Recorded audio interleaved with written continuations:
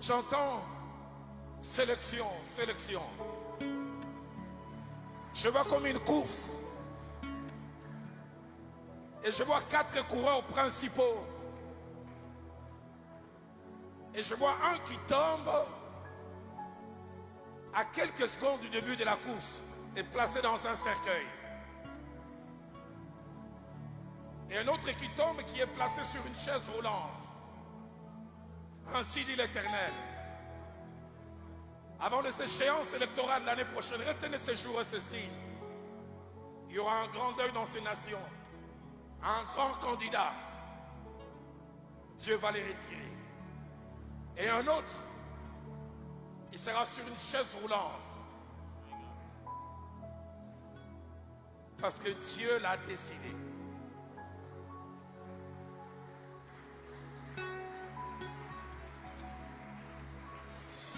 C'est Dieu qui sélectionne qui il veut.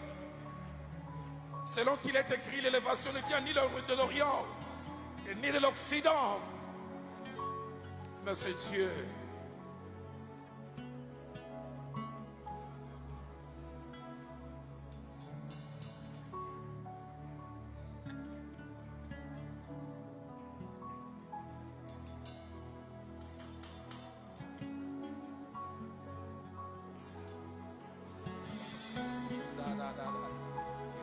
Église, levons nos voix. Je vois alors que nous prions, les masques tombent, les vrais visages devant se font voir. Dieu me dit, entre maintenant et août 2023, nous connaîtrons qui est qui. Les masques tomberont. Les masques tomberont. Les secrets cachés depuis longtemps seront révélés. Et d'abord.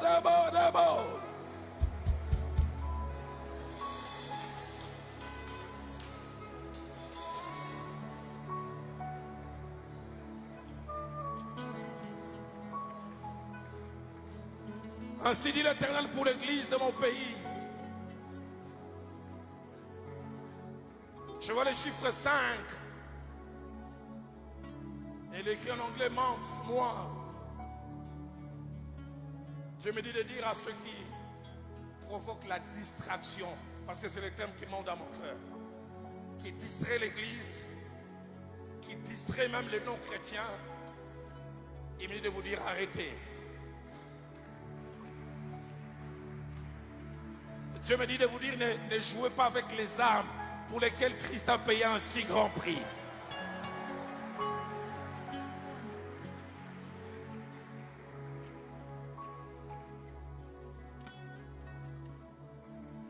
Dieu me dit, savez-vous que vous fermez la porte du salut à plusieurs et que vous endurcissez le cœur de ceux qui étaient sur la voie de s'attacher à Dieu. Il revient et me montre 5 mois. Il dit, si vous n'arrêtez pas cette distraction, je ne sais pas ce qu'il va faire. Il m'a dit, il va s'occuper de vous.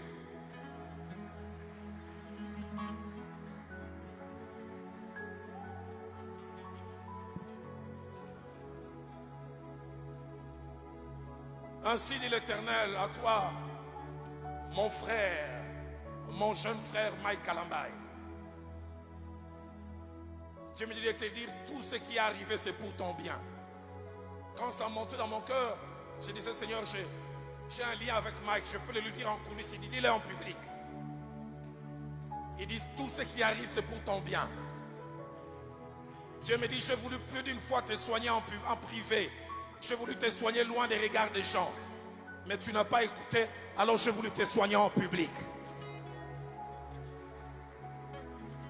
Mais Dieu me dit, ce qui t'arrive, peut être un cimetière ou un nouveau départ.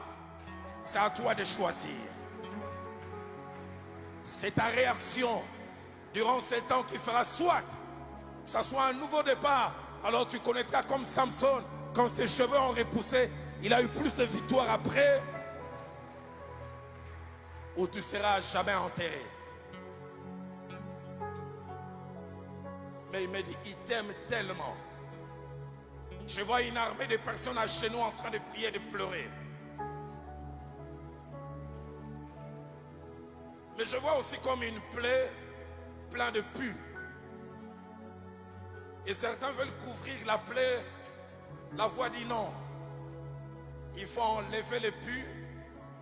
Et je vois, on dit même il faut gratter. Je vois, tu cries. Et puis on dit il faut mettre l'alcool. Dieu me dit tu n'as pas encore eu mal. Les 2 semaines qui viennent, tu auras encore plus mal. Mais cette douleur a comme finalité une renaissance et un nouveau départ.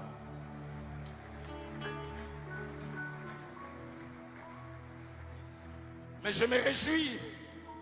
L'Esprit de Dieu me dit, malgré le scandale apparent, étonnant, l'Esprit de Dieu me dit, malgré le scandale apparent, le Dieu de la Bible s'est gardé plusieurs qui n'ont point fléchi les genoux devant Baal.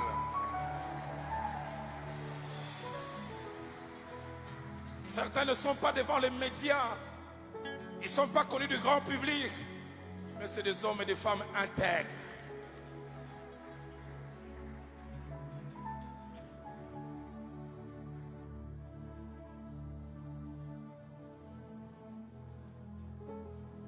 L'église pour laquelle Papa Idina Bal a donné sa vie. Jacques-André Vernon a donné sa vie. Papa Makandou a donné sa jeunesse. Mon aîné qui est au Canada, Papa Diafula, a donné les meilleures années de sa vie.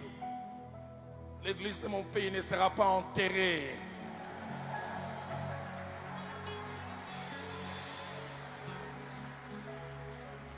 Est-ce qu'on peut lever nos mains, bénir cette église? Cette église enviée dans le monde entier par la qualité de ces hommes de Dieu, des prédicateurs, des chantres. La dodobo seresh, sebo shei, sadadadash.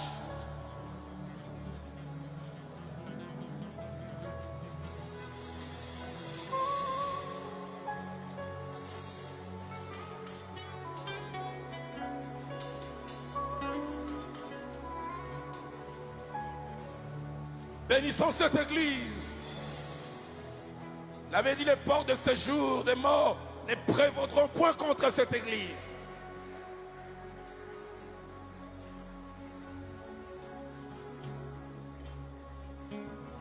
Je le sens même dans mon cœur. Pour 3 petites minutes, nous allons nous opposer contre le monde des ténèbres, contre la sorcellerie, l'envoûtement, la magie.